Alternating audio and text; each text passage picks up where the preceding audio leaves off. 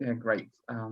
So this is my agenda for the presentation today. I'm going to cover these points. First, I'm going to talk about purpose of writing, and then reasons for poor writing skills. And then I will have some scenarios for some problems that we encounter in teaching writing in classes, and then some solutions or some suggested solutions. And then we're going to actually look at writing styles and approaches. And then the last part is going to be about common errors in writing, inshallah. So let's begin. So we have this wonderful saying by the American novelist William Faulkner, and I really like that saying so much because it's so much relevant, and it's the core of teaching writing.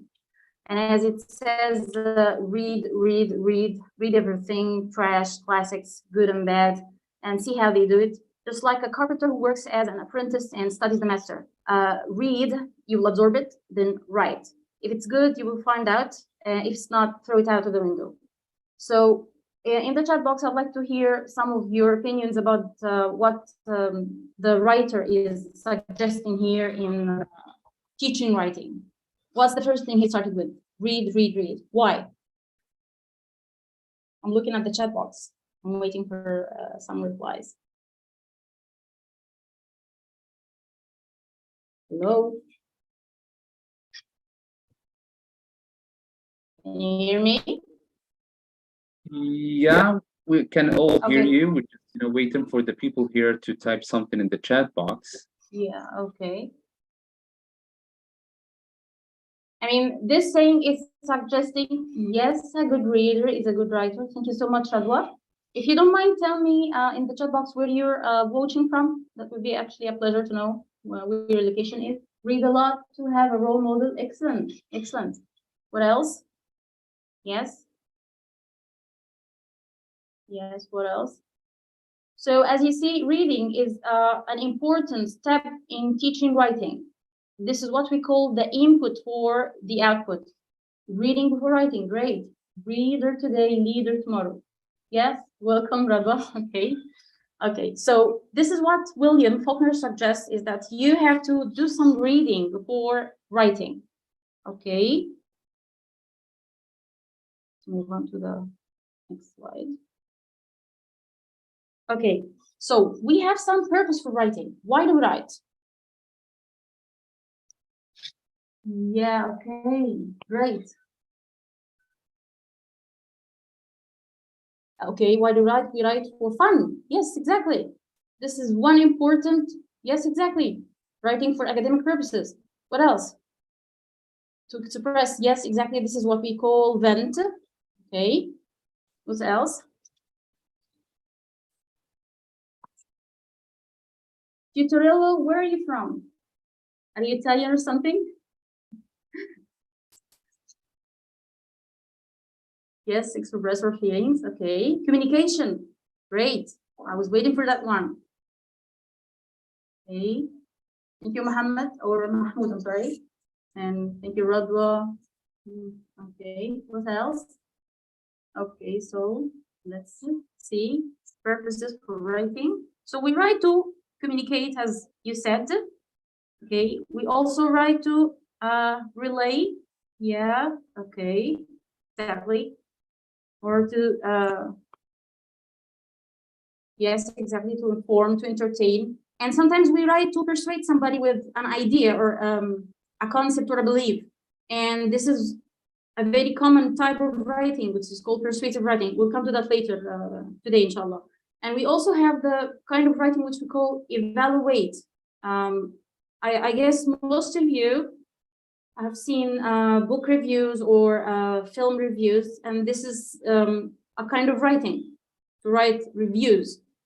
Okay, and also we write to entertain ourselves, as somebody here in the chat said, write for fun. Okay. As long as we've seen these types of writing, what could cause poor writing? What could cause poor writing? And I think most of you have encountered problems in teaching writing classes, and the everlasting complaint that writing is not that much crucial. Poor grammar, yes. Punctuation. Okay, well, to be more specific, punctuation is not a cause for poor writing, it's actually a symptom. Since there are some weaknesses, okay, yeah. Yes, okay. So I'm gonna show you some of the common problems, or I mean, common causes for poor writing that we all have seen in classes. Excellent. Mitchfield Lear, where are you from? I hope I'm reading your name correctly, but what you said is totally correct. Lack of grammar knowledge and lexical structure and all that stuff. Okay. So the most important point is lack of motivation. And I've heard it from a lot of teachers that students actually are not motivated to write. They don't want to, they don't have the feeling, or maybe they can. German, you pronounce my name? Yeah, because I speak German. Okay. So lack of motivation, they don't have any desire to write.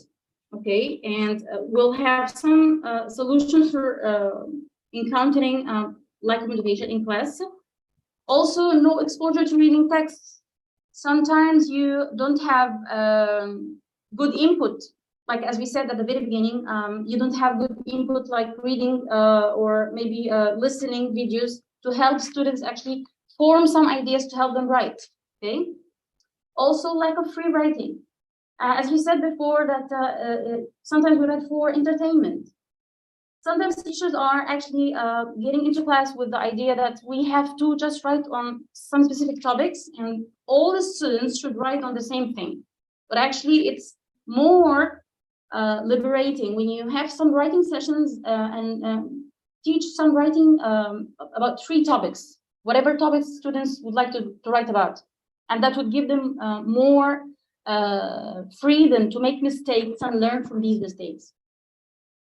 Also, lack of resources. If you don't have enough material, maybe you don't have a library at school, enough books, maybe you don't have internet connections to help students do some research work before writing. But again, somehow you could handle this by providing your students with material that can help them or aid them in writing later. Also, inadequate vocabulary, grammar, structure, spelling. Whenever you don't give the proper input again, which is in the form of vocabulary they need for writing on a specific topic, or maybe certain grammar structure, maybe you want them to write about something technical, so you need teaching passive, for instance. Maybe you don't teach some problematic areas in spelling. These all lead to poor writing pieces, okay? Also, you don't have inadequate time for writing activities. For instance, the writing has some process or phases, like brainstorming, having your draft, maybe proofreading, then editing, rewriting. Sometimes teachers are in a rush to have the final piece in class, so they skip some of the steps which are very, very educating to have them in class. So inadequate time for writing is one of the reasons why we have poor assignments or poor pieces. Lack of good feedback. Okay, sometimes teachers themselves aren't aware how to give a good feedback for students, or they don't know themselves how to teach writing. So the feedback actually is not the thing that is helpful to guide students how to write something or how to correct their mistakes and so on. And this leads us to the second point, which is unproductive teaching methods. If you are not well aware how to teach a writing lesson, you're not going to have a good writing piece of your students. Teaching writing is challenging and it's really enjoyable. If you learn how to present writing or how to work on writing in your class, that will actually provide a good let's say launching pad for students to start writing. So these 2 points, lack of feedback and unproductive teaching methods, are so much connected with the teacher himself. If the teacher himself or herself aren't aware of how to handle the writing skill that would lead to poor writing skills. Also, overcrowded classrooms. If you have plenty of students in your class, like maybe 30 or 25 students, that will be so difficult to handle individual problems. Of course, you're not going to address each individual problem in class, but at least each student is entitled to the teacher's attention, especially if they struggle with writing. So we'll come out with some solution also for this problem. And this one is my favorite, which is student social background. Somehow, the social background thing is very, let's say, influential when it comes to writing. You will find some students who are so cultured, they have a lot of information about things because they are exposed to more life, more culture, more things because of their parents. So the background some kind affects the students' knowledge, and which by turn affects how a student would be able to write about something, because they don't have the background, they don't have the information, they don't have anything to put on a piece of paper, or maybe write on a PC if they are writing on a computer. So we're gonna have a small activity, and I hope everyone the chat box will work with me. Now, these are 4 scenarios, as we see, and they are about the problems that we discussed a few minutes ago about causes for poor writing skills. Now, I have these 4 scenarios. My students are never motivated to write most of the time. How can I motivate them, and how do I keep it up along the year? And then the second scenario is, imagine that your schedule is tight and I do not have enough time for writing activities like proofreading, editing, or rewriting. How do I organize my time to tackle all writing related activities, knowing that it's essential in developing the writing skill? And another scenario here is, when my students start writing, they always say, we don't know what to write about. We don't have enough vocabulary, which tends to be used. How can I increase their word bank and provide good grammatical structure to help them write well? And the last one is about overcrowded classes. I have 25 students in my class. How can I manage this big number of students if I have a writing session? Now, I'll give you like 3 minutes. Think, how would you handle these problems? And I'm sure you have already seen this before. So come up with solutions. So I'll give you 3 minutes in the chat box. Write down what you could do.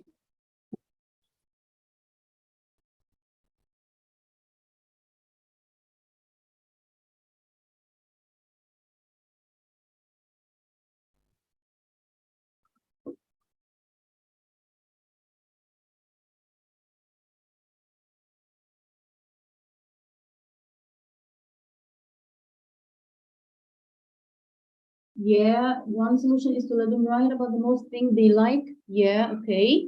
But not all the sessions you'll be able to do that. But this is one thing to handle, okay? What else? Topics a student can relate to, personalized topics. Yes, exactly. Yes. I guess you're so much in agreement with Radwa, because you're talking about the same thing.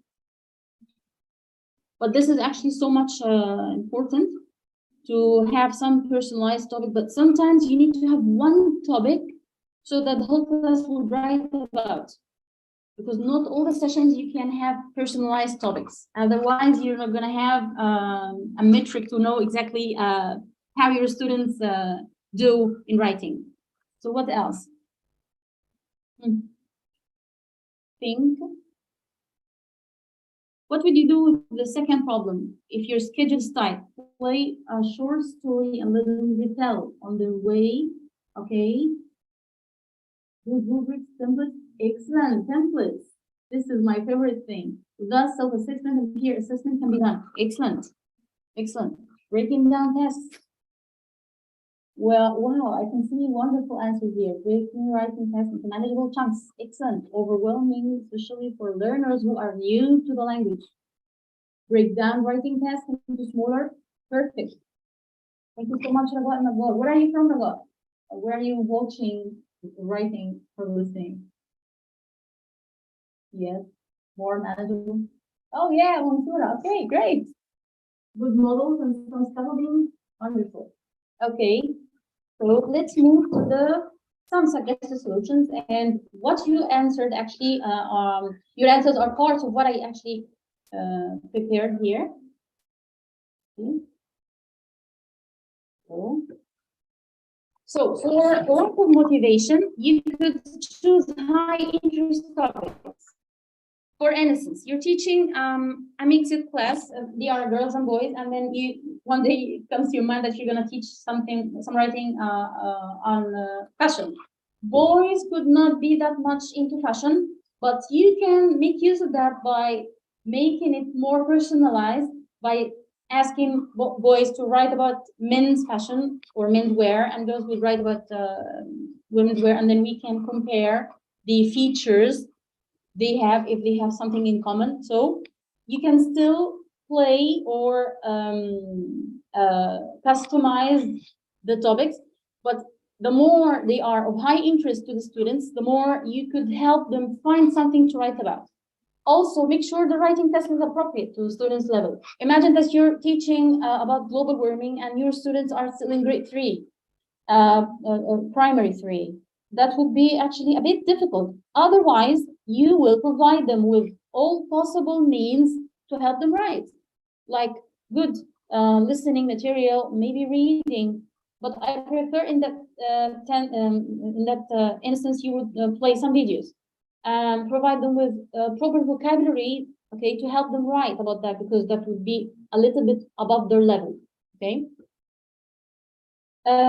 Offer engaging writing prompts. As I said, when you actually give some prompts, especially phrases, and I've always said that in my trainings, that whenever you teach writing, it's okay, totally okay, to memorize or give students some chance to memorize.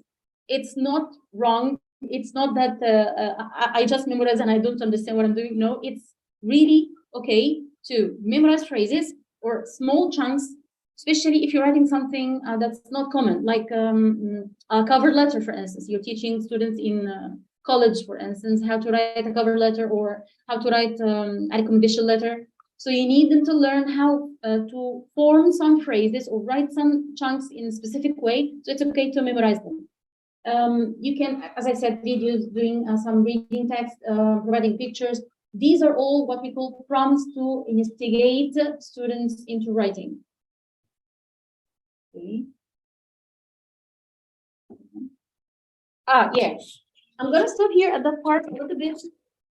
When I say model an example, and this is one of the approaches of teaching writing, to model an example. As somebody here said, that you can do small chunks or have the session or cut the session into small chunks. So you can show a model and then tell the students the process. And then in another point I'm going to talk about in this slide, we'll actually talk more about modeling, but in use another word, and I'm sure most of you know about it. This is what I was talking about, mentor text. Use a mentor text, and mentor text could be general or generic text, or you could have a book specifying for the task of providing you with mentor text for specific genres you want to write about. For instance, you teach writing, for instance, descriptive writing, or maybe narrative writing. You should actually have some text or mentor text to teach students how to have the process of writing a descriptive piece of writing or a narrative one. So the mentor text could be a specific book, or could be just normal text you prepare for students as a model. We'll come to that later in another slide, inshallah. So you could actually help students to assess their own work, or maybe peer correction, as somebody said here, I think our friend from Mansoura. You could have something called correction or descriptors. I think most of you know IELTS exams, or maybe the TOEFL exams. They provide descriptors for learners so that they know how examiners are going to correct their exams. So you could do something similar to your students in class. Of course, it's not gonna work with young learners, but maybe you can start having that starting grade 4, maybe 3, depending on the code that you're going to provide them with. I will show you a picture of some codes, and they are universal. They aren't of my own invention, but you could actually teach them in your classes to help your students save time correcting their own mistakes, or maybe students can correct each other's work. But be aware, I mean, be careful, because sometimes some students will not be able to correct their peers' pieces. Otherwise, they will disappoint them, because they will stop at every single mistake, and that would actually turn them off. One of the things that would help your students learn to write is to rewrite after you correct the writing. So when they rewrite, they look at their older pieces, they look at the mistakes, and they avoid them. So you would have better pieces for future times. And that would actually help you reduce the time you would spend in class, especially if you have overcrowded classes. You could help them, you could actually, make them rewrite their pieces at home, and then bring it back to the class as homework, okay? Also, you could have a writing contest, and that would help motivate your students, because sometimes some students would be a bit competitive. They don't actually like to just sit and have just piece of writing and they hand it to the teacher and that's it. They would like it. They would ask actually for having a writing contest in the school, and let's see which class would have the best writing piece and so on. Okay. Also, publishing students' written pieces is another thing, or another solution for lack of motivation.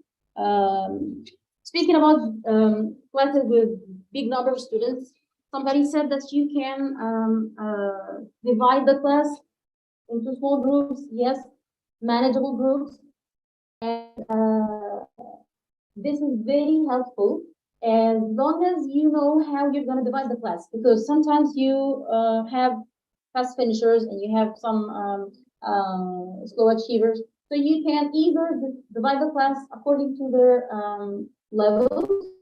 Maybe you can have it in a way that your students, the good ones are in one group, and then the slow achievers are in one group, but you manage them your own.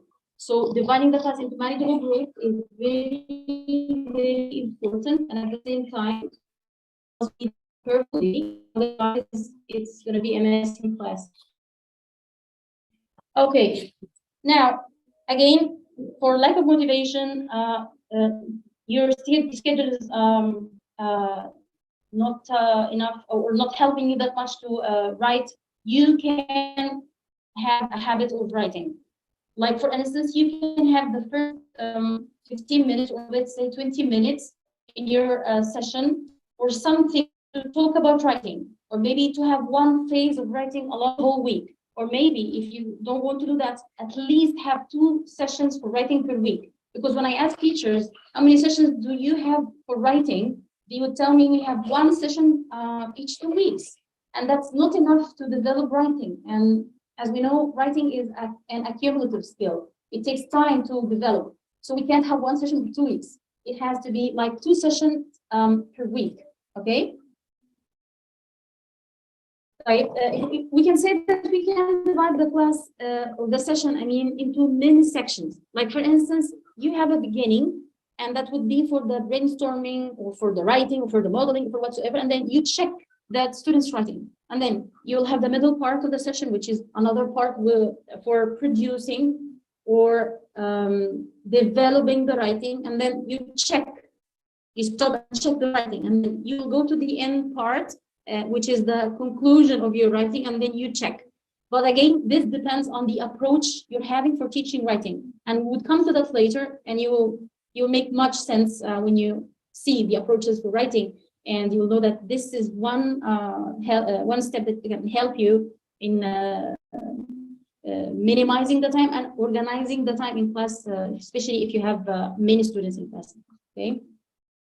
So another way for helping you with writing and minimizing time is using graphic organizers. Have you ever used graphic organizers in writing?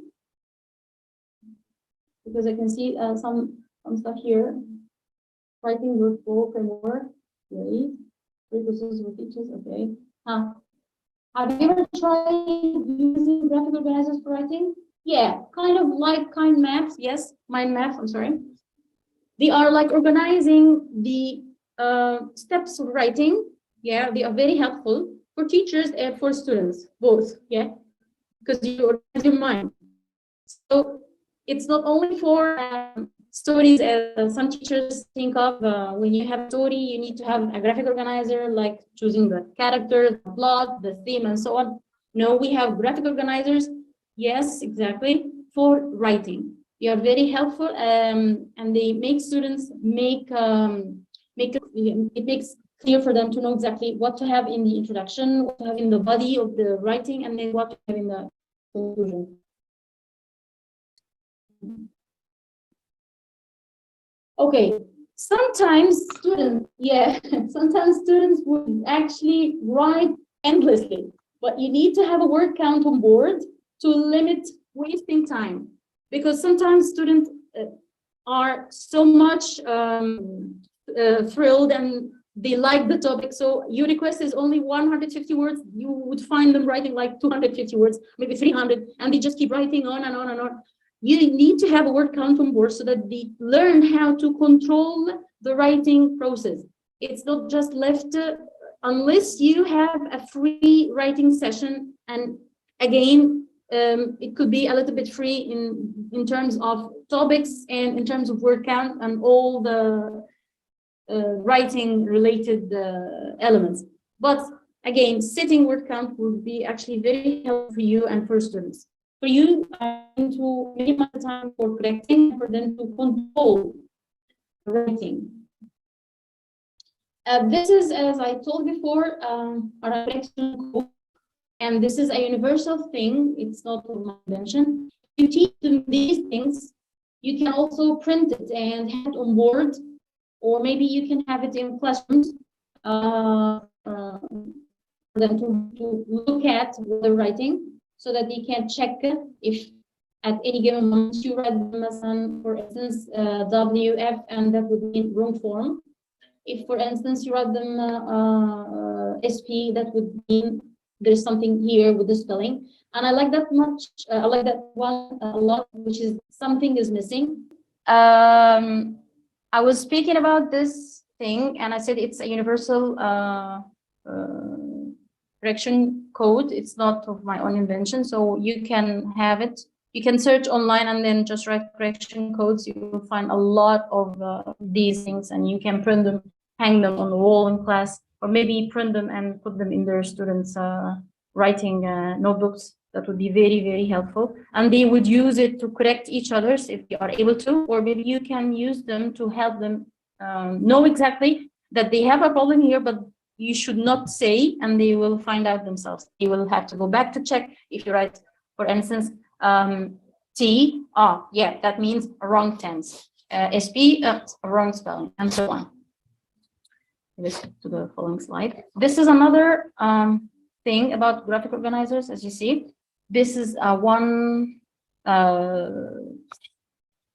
organizer for personal narrative, and this is for persuasive writing, and it has to have specific sections in the body. Like, for instance, in the introduction, you should have your topic sentence, and it should be indicating that you will have to talk about your opinion, and then you will have to give your reasons, and then why, or evidence that supports your reasons, reason 2 and reason 3, and then in the last one, you should actually put your counter opinion, or the other opinion that you're not that you're against, and then at the end you restate your topic sentence and close it, or finalize your writing.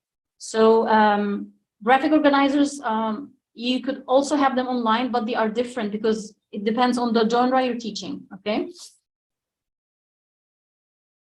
Okay, now, mentor text that I said that we will come to discuss later because it's also an important point. So we need to know what are mentor texts, why do we use them, and how to use them. Mentor texts, as I said, they are either model texts or maybe books, and they are designed for giving reading texts for teachers to teach writing. They should be understandable, I mean, the student's level, and they should be relevant to what you want to do. If you're teaching a descriptive piece of writing, so you have to bring a mentor text that is descriptive.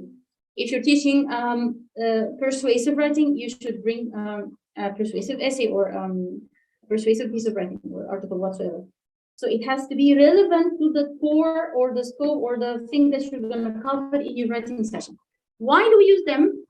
It's very, very insightful because students learn from the author's craft, how they craft the writing, especially if you want to teach writing stories, things about describing, using adjectives that has to do with the senses, emotions, and so on. Thank you, Mariam. They also teach students how words are used. Sometimes the students know the words, but they don't know how to use it, where to put them, or maybe they don't use the appropriate words. And they also learn from the mentor text how the text is structured, how to develop an idea, how to use transitional phrases, how to connect these phrases together, okay? So mentor texts are really, really important for teaching writing. Okay, let's come to the how. How do we handle or how do we tackle using mentor texts in a writing session? So you will have to teach what you want to teach directly. So today I'm teaching narrative. So for narratives, I need to teach metaphors, similes, personifications, some features that would help students write some narrative things because they will describe some emotions and feelings and so on. So they will learn how to use metaphors, how to make them, and similes. Okay, so this is direct, very blunt. You will just go straight forward and say, today we're going to have some writing and it's going to be on narratives. And then bring the mentor text and make them read the text either individually or out loud. And it also depends on their age. If so, the young learners, not that young learners, but I mean like grade 3 or 4, maybe 5, you still need to have some help. But maybe grade 5, maybe grade 6, 7, 8, and so on, they can handle reading personally or in silence. So they can figure out the text that they are handling or working on. Okay, so after they read the text, you need to ask some engaging students. Why? Because the questions that you will have on the text or the discussion, it will have some analysis. It's not going to be only an analysis of the topic. It will be an analysis of the writing techniques. Like you can ask the student questions on some stories, for instance. How did the writer say that he was sad? How did the writer say, or how did you understand that the writer is going to make some decisions, or he's confused about so and so? These emotions or these questions would actually make them look through lines and find out the structures that would make them believe that the author or the writer developed the writing in a specific way. So this is very, very important. So you would ask students to write something similar to the text, and we call that phase emulation. And emulation is like imitation. You're asking them to copy, not copycat, not like 100%, but at least they should follow like 70% of the text, the format, the structure, maybe the tense. Maybe they could use some of the phrases used in the text, as long as it's the same genre. And then the last phase is to compare. They should have a feedback. You compare the writing to the mentor. And you could do it as a class feedback, like you give them the feedback yourself, or maybe you can have it like peer feedback. They can switch the writings. And then again, be cautious, because some students will not be able to give that feedback and they will be disappointed or maybe turned off. So be careful when you assign students who would give the feedback to their peers. Okay. Okay, now let's move to the types of writing. As long as we said descriptive, narrative, and all that stuff. Can you tell me in the writing, I mean the chat box, how many types of writings or the most common ones? Sorry.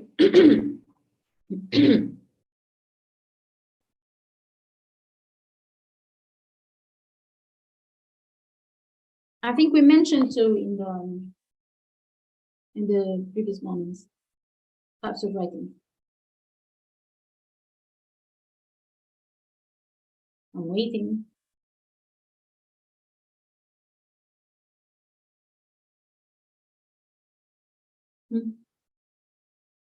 Everybody knows? Okay.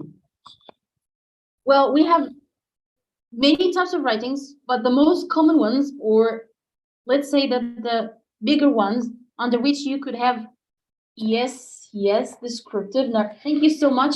You summed it all. Yeah. We have the expository or informative writing, and sometimes they say explanatory writing, in other words, and it's very, very important. Why? Because most of what actually students learn to write about is the informative writing. Especially, it's important for textbooks. You can find them in textbooks. You can find them in journals. Yes. You can find them in technical writing, like for instance, catalogs, or maybe an article describing how,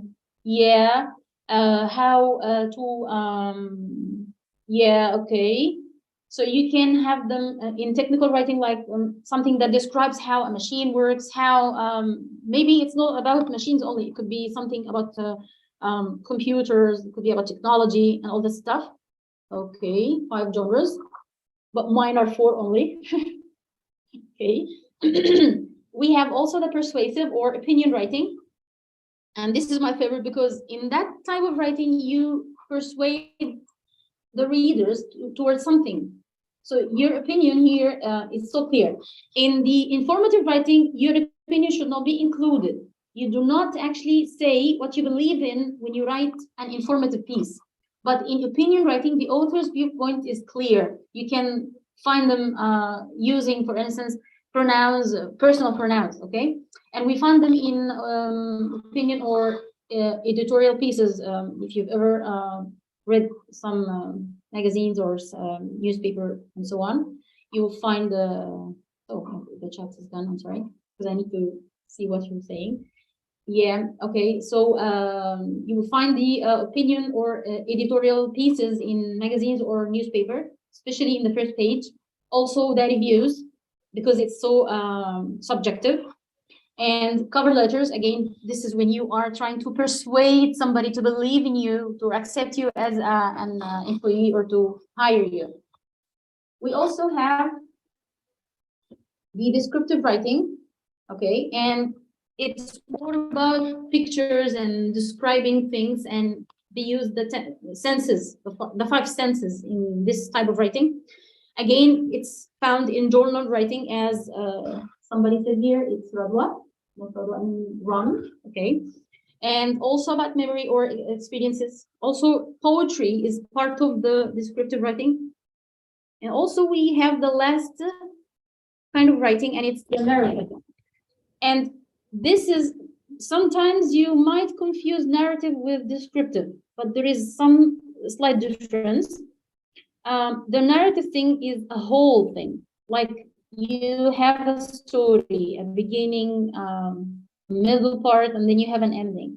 The descriptive thing could be a small incident. It could be just describing a passing by incident. But if you say narrative writing, you're telling a story. You're really telling a story, and you can find them in anecdotes, biographies, autobiographies. Okay, so these are the most common types of writing. So now, yes, creative writing would be a type. Well, I believe creative writing could be a feature, not a type of writing, because you could have a creative, informative piece of writing or a creative, persuasive piece of writing. But I have seen lately, thank you for coming up with this question. I've seen lately because of, I've been reading a lot about writing, and it's actually one of my most important interest topics, that there is a branch called creative writing. So that's a bit modern. Okay, thank you so much. I don't know your name. How can you Okay, so we have some elements when we write. So my question to you, when we start writing, or when you yourself, Ahmed, okay, thank you so much. So when you think of writing, what are the first thing that comes to your mind? Now, you yourself, you want to write a post on Facebook or maybe LinkedIn, or maybe you have a blog and you write something. So what comes to your mind when you start writing? There are some elements that you should think of. Thank you so much, audience. Ron, you read my slides. Yeah, what else? So this is one. You have to think of the audience you're writing to. What else? Medium of delivery. Thank you so much.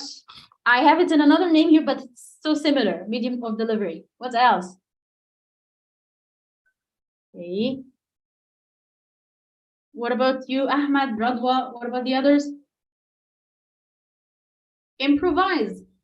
Whatever comes to your mind, write in the chat box.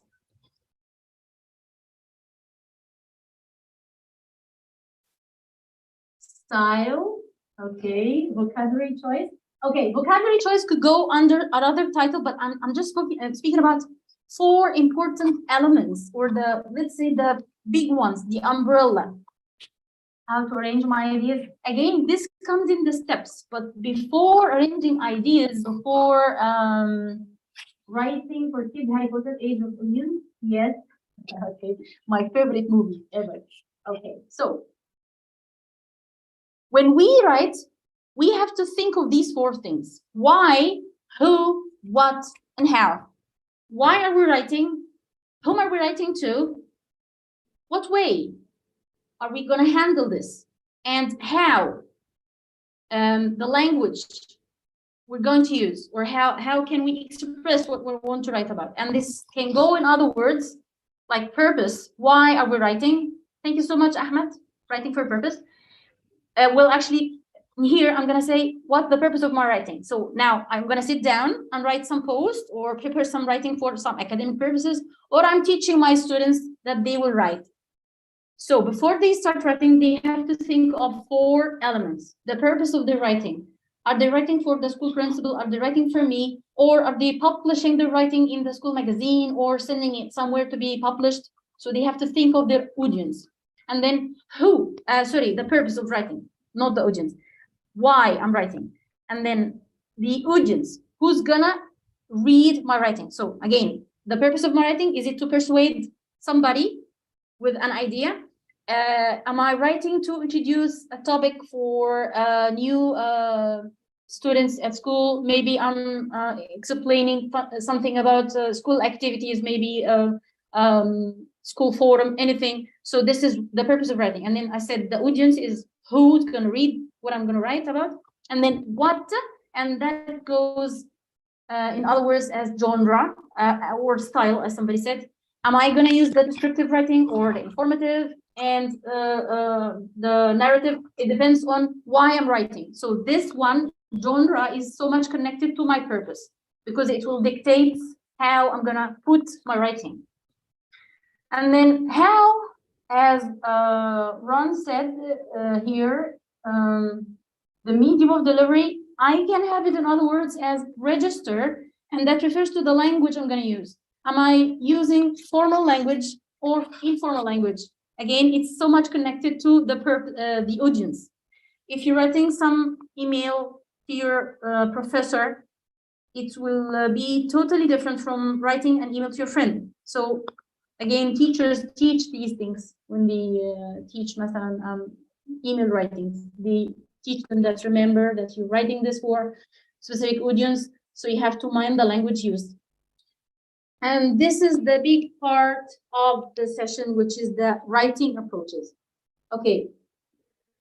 Do you know about writing approaches? And I think this is the last, not the last part, it's before the last part of my session today, the writing approaches. So, do you have any idea what are writing approaches? I'm looking at the chat box.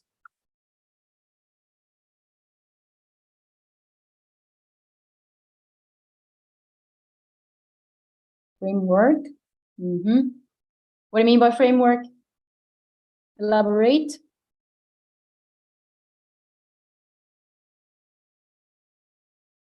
Okay. Okay. So what about the others? How did you teach writing in school? Mind mapping, okay. Graphic facilitation. It could be part of a big title, but we actually use graphic organizers in writing. Productive. Yeah, thank you so much. Okay. Okay, it's not productive, it's more into product. Brainstorming is modeling, thank you so much, is part of the product. Okay, so now I'm going to reveal the approaches. Now we have 3 approaches for teaching writing.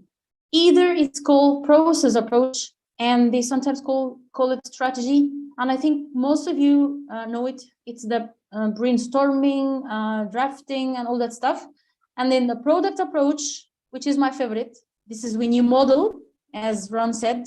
And then the genre approach, and this is more into having a specific genre and teaching the features of that genre in a specific way. And it has kind of more specific steps to do. So let's see them. Let's see the strategy.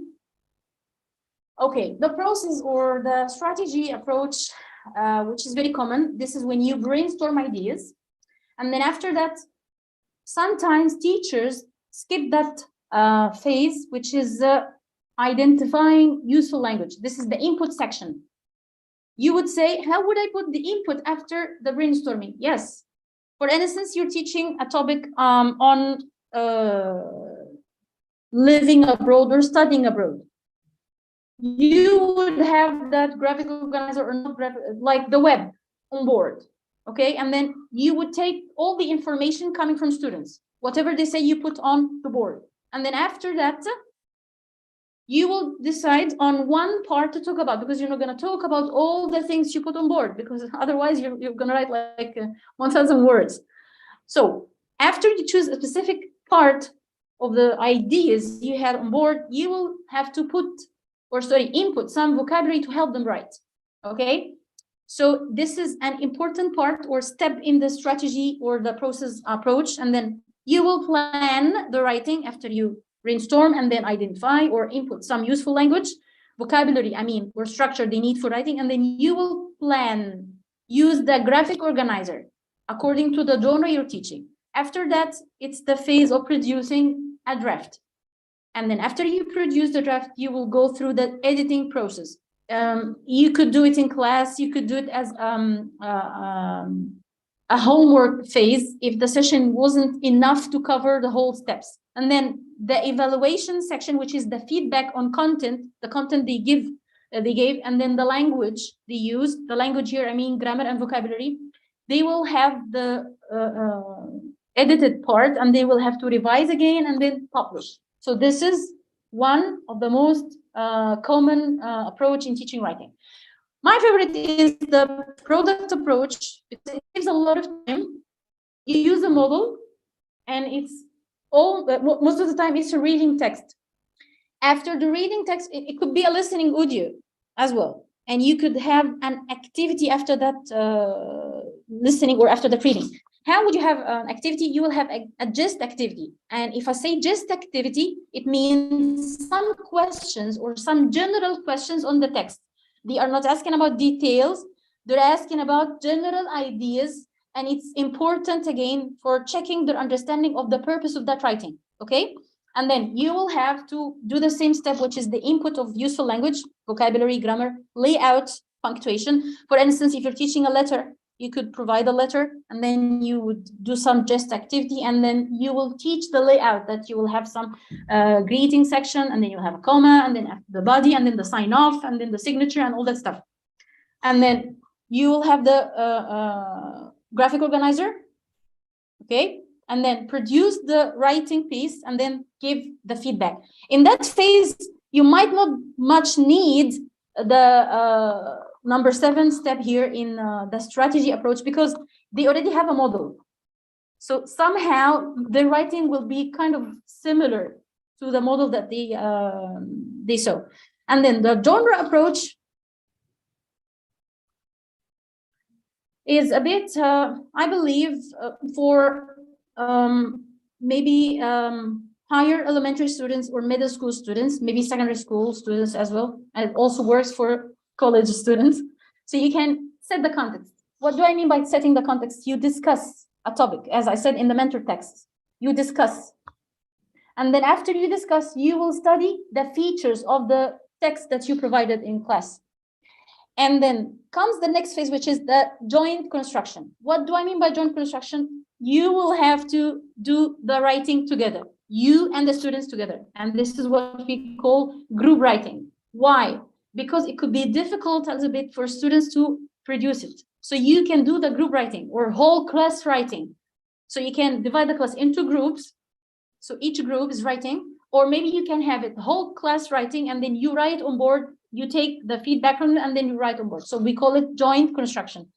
After that, they will do some independent construction. After you write on board, they will follow the steps you did together, and then they will do their own writing, and it's independent. Okay, so they will use this one, the brainstorming, the identifying, the draft, and all that stuff. So in that phase, the independent construction, they can start using this strategy thing.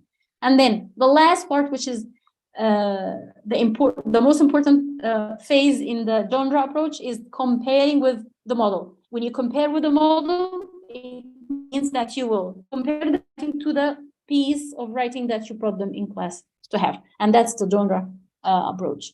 Okay. So let's move on. And this is the last slide. Now, this is for teachers in the first place, because I like to check if the teachers themselves are aware of the errors students make in writing. So I have some examples for you here, and I would love if you look through them and then write in the chat box, what errors do you have? Whatever comes to your mind. I'll give you like 3 minutes again to go through the sentences here, and then you can write down in the chat box what errors you have seen.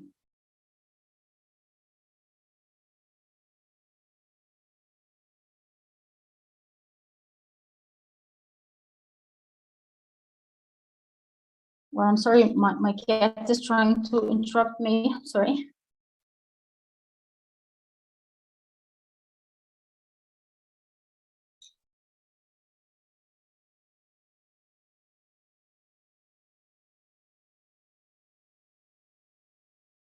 Okay, what's wrong with the 4? Okay. Yeah, that's what I want you to do. Write down the name of the error, punctuation, spelling, and so on.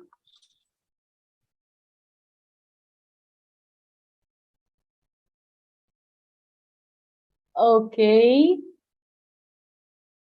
I can see that you're identifying. Okay. Capitalization, grammar, wrong word.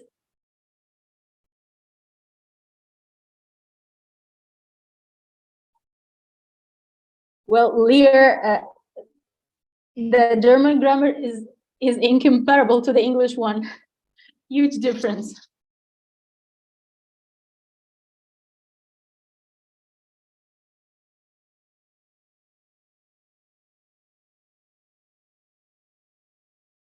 Okay. Anything else? 1 minute to go. Okay. I'm sorry. My cat is insisting to come across. Okay. Yeah. Register. Yeah, exactly. Awesome. Okay, number 5, grammar. Yes. Okay. So let's see. So we have like 10 sentences. Let's see the name of the errors that we have. So as somebody said in the first one, therefore, we have a punctuation problem here. And then the second one, somebody said, maybe somebody here said, be excellent, it's run. So this is what we call sentence fragment, okay? And number 3, capitalization, and it's part of punctuation as well. And then number 4, nobody found out about number 4. It's what we call faulty parallelism. This is when you have Alia had to iron, do the washing, and going shopping. Going shopping here is wrong. It should be go, okay? And then number 5, grammar, but it has a name which is called subject-verb agreement. This is a very common error in writing, and you always find it in the third person, the S in the third person, the present simple. It's very common, students know exactly, yeah? Exactly knows. And then number 6, somebody said, comma, yeah, but it has a name here. It's called run-on sentence. And then the wordiness, nobody noticed it. Wordiness means too much talking, redundancy, a lot of things where I can summarize it in a better way or rephrase it in a better way. And then number 8, we have the spelling. Yeah, and then as Lear said, it's a register issue here. So, dear Professor Brown, I wanted to know if you're free to meet up in the students' cafeteria this afternoon. You cannot talk to your professor that way. And then the last one, which is very common as well, but maybe you didn't pay attention to, which is the faulty reference. This is when you use pronouns and they are very ambiguous. You don't know where they are referring to or whom they're referring to. And this very common in elementary students. They always have this problem. And then you ask them, okay, what are you talking about here? Who's that referring to? They say, we don't know. Okay, so let's see the corrections here. So therefore here, it has to have a semicolon before it and then a comma after it.